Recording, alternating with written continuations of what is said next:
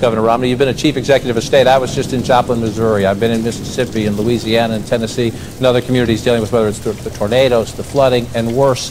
FEMA's about to run out of money, and there are some people who say do it on a case-by-case basis, and some people who say, you know, maybe we're learning a lesson here that the states should take on more of this role. How do you deal with something like that? Absolutely. Every time you have an occasion to take something from the federal government and send it back to the states, that's the right direction.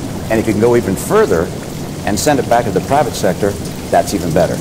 Instead of thinking in the federal budget, what we should cut, we should ask ourselves the opposite question.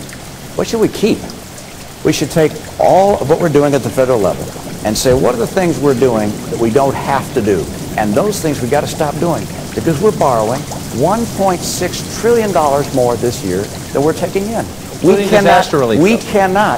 cannot afford to do those things without jeopardizing the future for our kids. It is simply immoral, in my view, for us to continue to rack up larger and larger debts and pass them on to our kids, knowing full well that we'll all be dead and gone before it's paid off. Makes no sense at all.